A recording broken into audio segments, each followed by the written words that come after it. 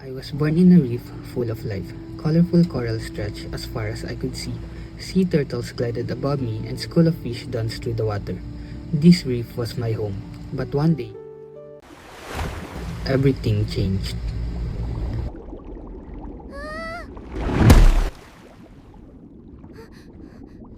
A giant web appeared from above.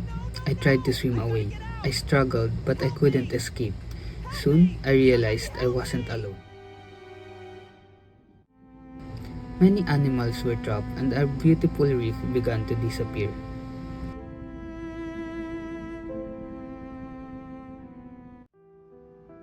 This isn't just a story.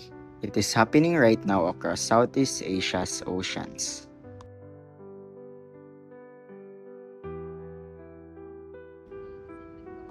The threat is called ghost gear. Ghost gear refers to fishing equipment that has been lost, abandoned, or discarded in the ocean.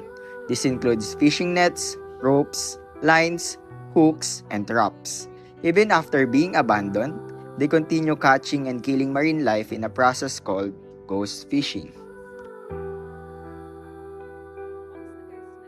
According to the Food and Agriculture Organization, approximately 640,000 tons of fishing gear are lost or abandoned in the oceans every year. The impact is especially serious in Southeast Asia. This region contains the Coral Triangle, known as the center of the world's marine biodiversity. Ghost gear becomes entangled in coral reefs, breaking fragile coral structures and damaging entire ecosystems. Sea turtles, sharks, dolphins, and countless fish species can become trapped and die from injury, starvation, or suffocation. Research by Worldwide Fund for Nature shows that marine debris, including ghost gear, has affected all sea turtle species, about 66% of marine mammal species, and around 50% of seabird species worldwide. Most fishing nets are made from plastic materials that can remain in the ocean for decades. As they break down, they create microplastics that pollute marine environments and enter the food chain. Scientists estimate that abandoned fishing nets make up nearly 46% of the mass of the Great Pacific Garbage Patch.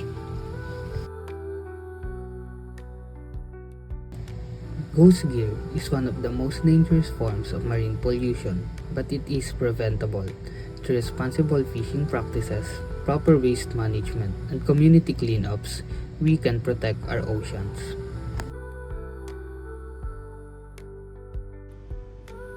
Together, we can save Southeast Asia's reefs before they fall silent. No creature should lose its home because of what humans leave behind. Protect our oceans. Stop ghost gear.